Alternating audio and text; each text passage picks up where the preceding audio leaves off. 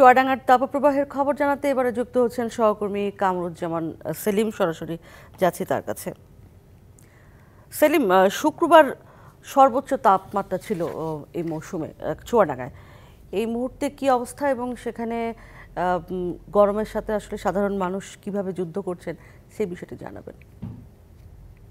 গতকাল কিন্তু চুয়াডাঙ্গায় তাপমাত্রা রেকর্ড করা হয় 42.7 ডিগ্রি সেলসিয়াস, যেটি এই মৌসুমে দেশের সর্বোচ্চ তাপমাত্রা। আজকে কিন্তু সকাল 9টায় তাপমাত্রা রেকর্ড করা হয়েছে 32.7 ডিগ্রি সেলসিয়াস, যেটি গতকাল ছিল 33.5 ডিগ্রি সেলসিয়াস। যদিও আজকে কিছুটা তাপমাত্রা কম, কিন্তু জলীয় বাষ্পর পরিমাণ বেশি হওয়ার কারণে কিন্তু মানুষ বেশ অস্বস্তিতে পড়েছে। গতকাল সকাল 9টায় জলীয় বাষ্পর পরিমাণ ছিল 58%, আজকে কিন্তু সেটি 70% দাঁড়িয়েছে। এই কারণে কিন্তু মানুষের ভোগান্তি বলেন, অস্বস্তি বেশ বেড়েছে। পাশাপাশি কিন্তু সময় যত গড়াচ্ছে দিনের, সেই সময়ের গড়ানোর সাথে সাথে তাপমাত্রার যে পারদ সেটা কিন্তু বাড়ছে। এই কারণে কিন্তু রাস্তাঘাটে মানুষ খুব একটা বের হচ্ছে না। আর বের না হওয়ার কারণে যারা ছিন্নমূল মানুষ রয়েছে, যারা স্বল্প আয়ের মানুষ রয়েছে, তারা কিন্তু বেশ বিপাকে পড়েছে।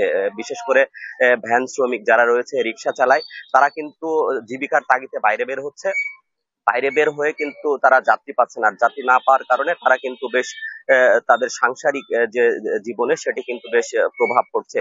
পাশাপাশি কিন্তু আমরা মাঠে দেখেছি, মাঠে বিভিন্ন ফল ফসলই কিন্তু বেশ ক্ষতিগ্রস্ত হচ্ছে তীব্র তাপদাহে। এছাড়া কিন্তু আমরা দেখেছি হাসপাতালগুলোতে কিন্তু ডায়রিয়া, নিউমোনিয়া, হিটস্ট্রোকের রোগীর সংখ্যা কিন্তু বেড়েছে।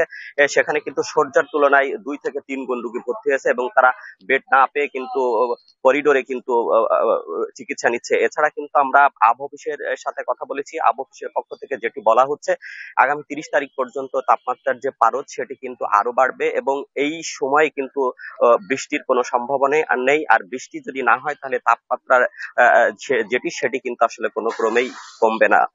উর্মি, ধন্যবাদ আপনাকে।